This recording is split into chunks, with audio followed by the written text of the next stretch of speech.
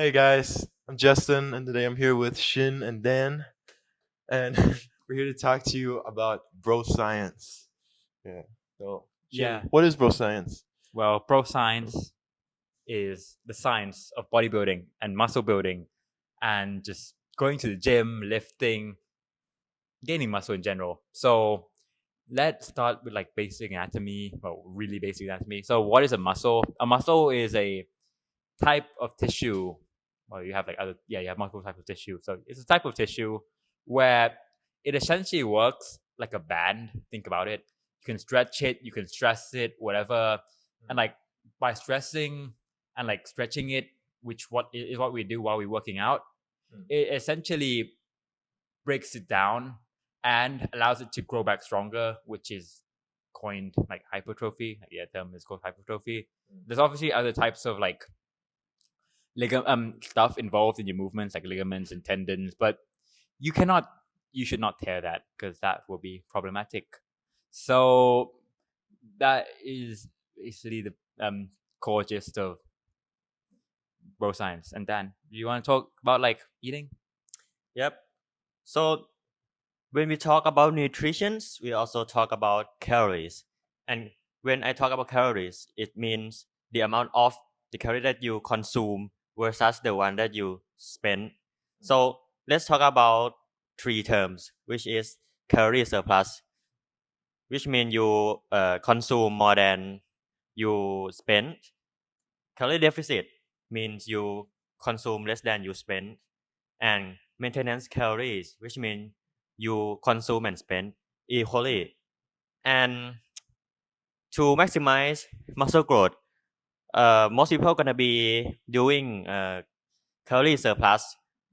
But if you do calorie surplus too much, you may have a tendency of building up fat because it will increase your body weight, right? Because you eat more food, protein, fat, carbohydrate, all the macros, nutritions. So the what should I say? The recommend was you do the calorie surplus for some times, and when you reach your, let's say, your body weight goal, you lessen the fat by doing calorie deficit and cardio.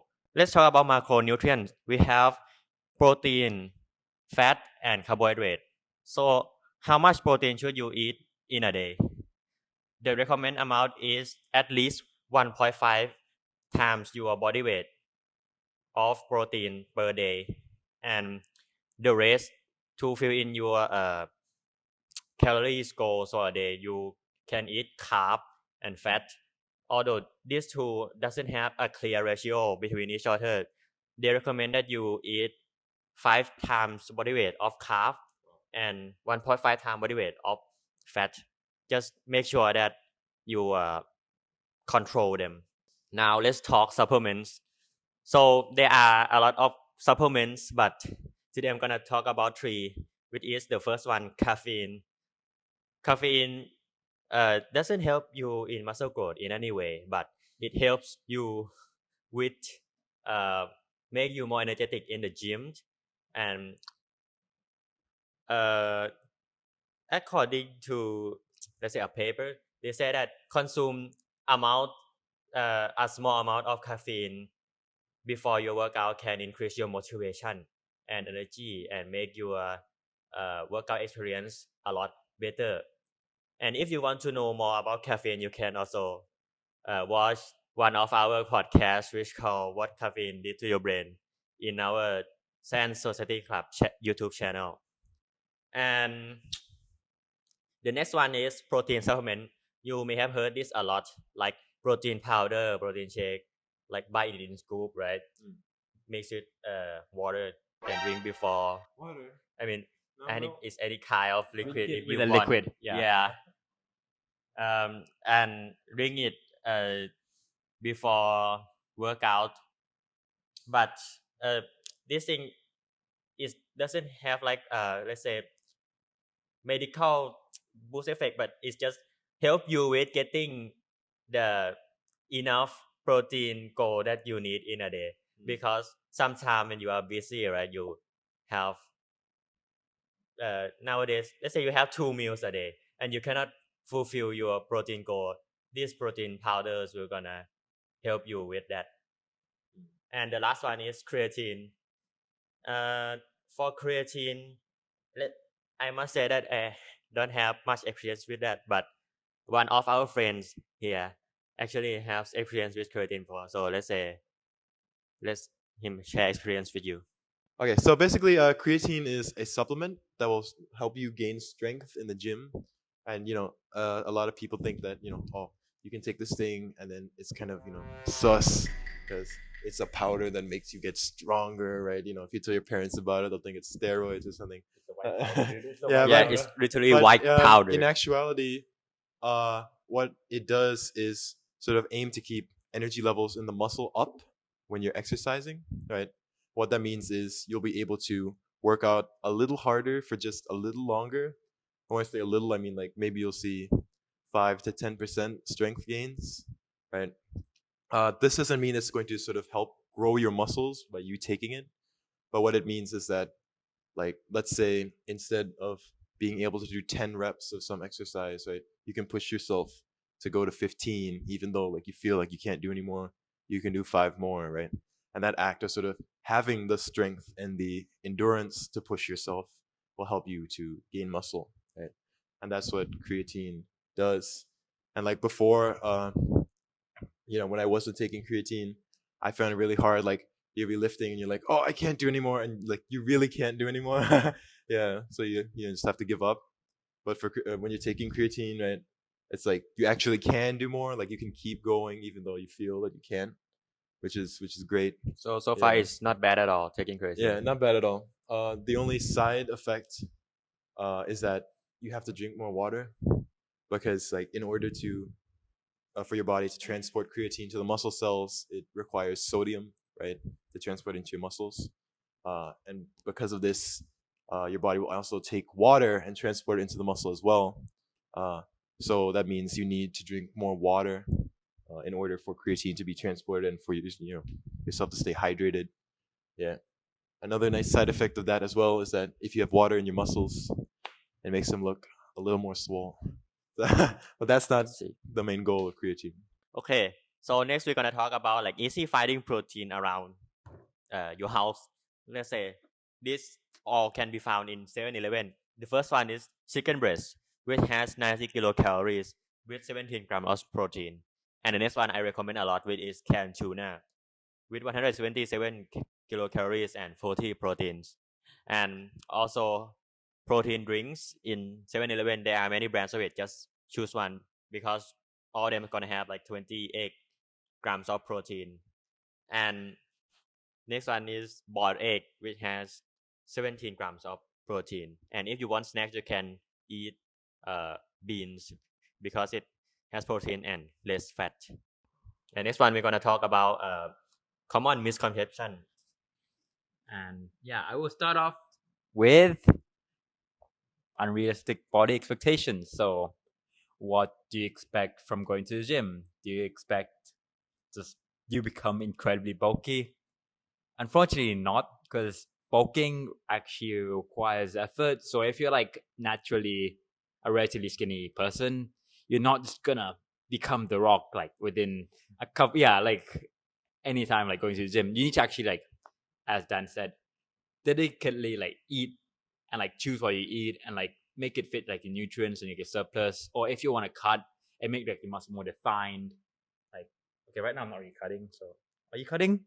No. Okay, damn. Well, yeah, but look at Justin. He's bulking right now. Look at him. He's pretty huge, right? Yeah. So if you're bulking, right, that means like you're just eating at like calorie surplus.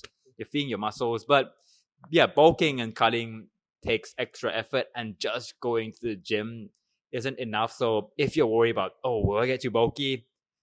No, there is no such thing such as too bulky. But also, yeah, like time wise, what do you expect? Do you need to do like every day is a week and like 2 hours a day? Oh, I don't think anyone has time for that. And if you do, like, lucky you, frankly. But yeah, I think just a quick half an hour session just of the gym or whatever is better than nothing. And like exercise in general, even if you do it for like half an hour a day for like 5 days a week is quite good. So just having sessions is better than having no sessions at all. And longer or shorter workout, depending on how you work out, aren't like that. Yeah, like shorter workouts aren't that much worse than like longer workouts. Like obviously for longer workouts you have like time to like rest, but shorter you can do like more different like targets of muscles and not targets of muscle, but like different kinds of like work out and stuff like that. So yeah, I just go to the gym, start lifting, and you'll be good and you'll be feeling better with yourself in no time. Like my friend Justin right here.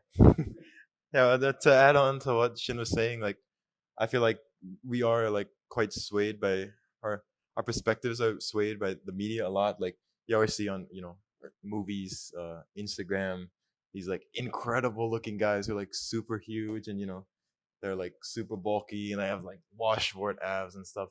But like to get to that level, not only do you need years and years of training, but more often than not steroids, because when you get to that level of like, you get to that size and that like definition, steroids allow you to sort of get really huge muscles that are really well defined, like with striations, But and also yeah. recovery. Yeah, Yeah. steroids help with recovery. they and help you can, recovery.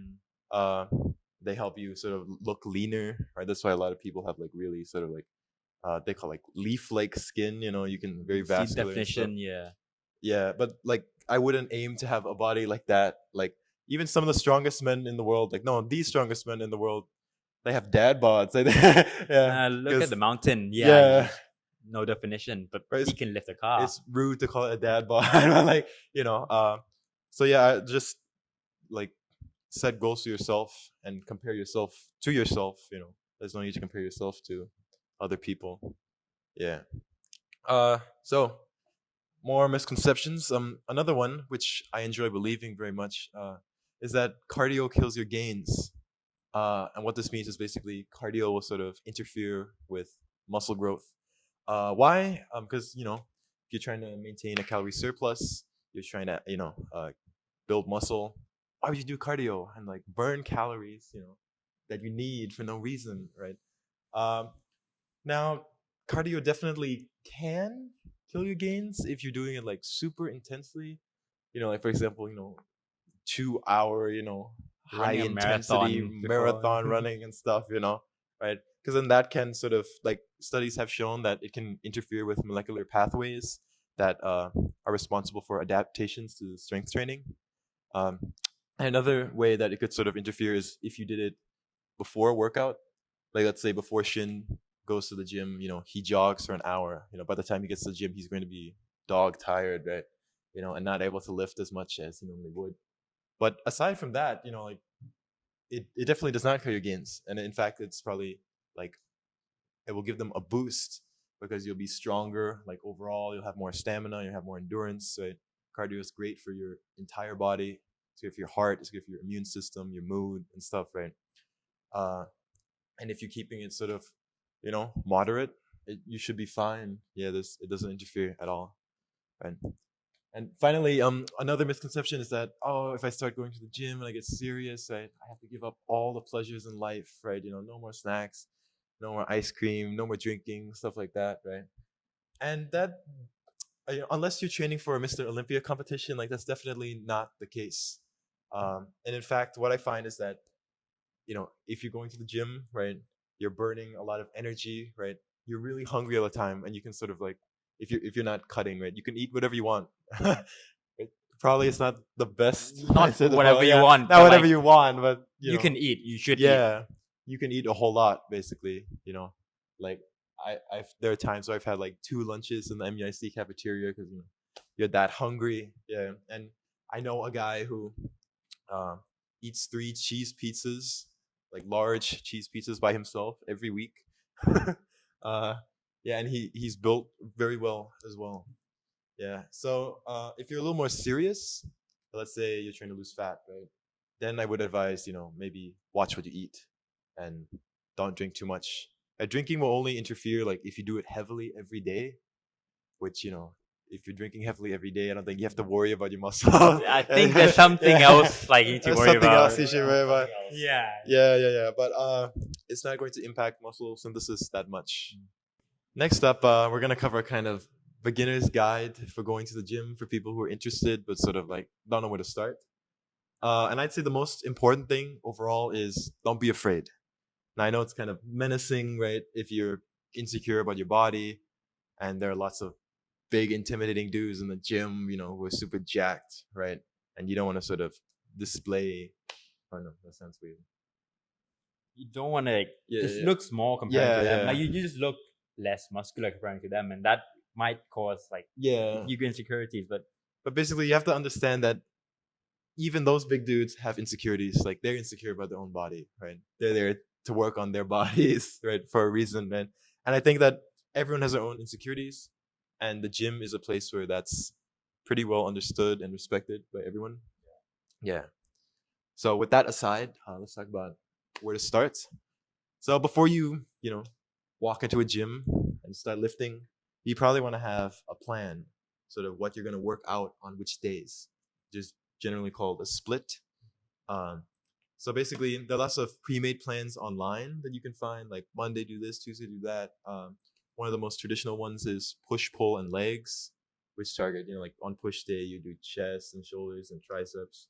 And then on pull day, you do back, bicep. And on legs, you do, legs. Yes. But you can definitely make your own plan once you start going to the gym, and then you see what your gym has, and then what exercises you want to do, right? And then make your own plan accordingly.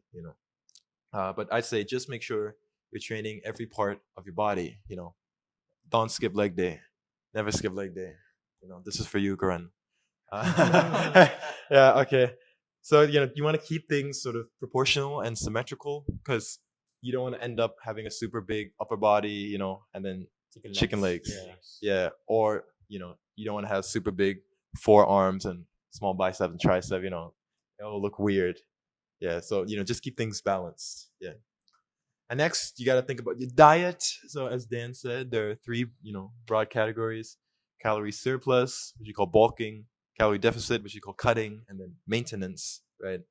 If you're starting out a little bulkier, right, maybe consider cutting. You're starting out a little leaner, maybe consider bulking. And bulking is great for muscle growth, but as Dan mentioned, you will pick up a bit of fat as well, and that's to be expected. So the idea is sort of basically bulk until you get too fat, then cut until you get too skinny, right? And try to keep it, between a range of bulking and cutting. And in the rare chance that, you're happy with your body, which, It's gonna be really Yeah. rare. Which is never. it's never going to happen. You can enter maintenance, which is basically you eat as many calories as you need in a day. Also, how do you know how many calories you need in a day?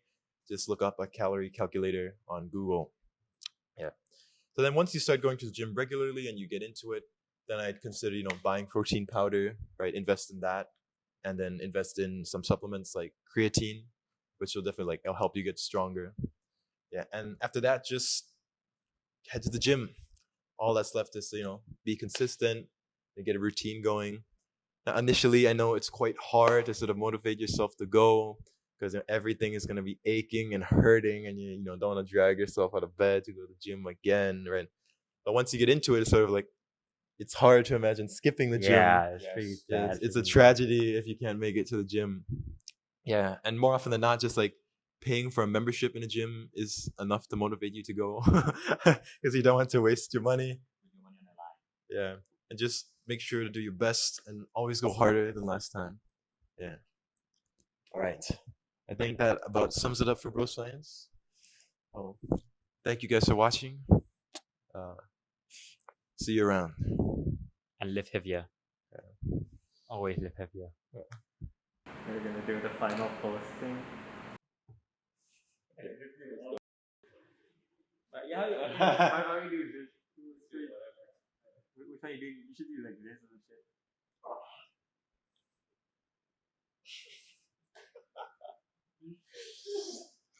There's no pump. Pump right now.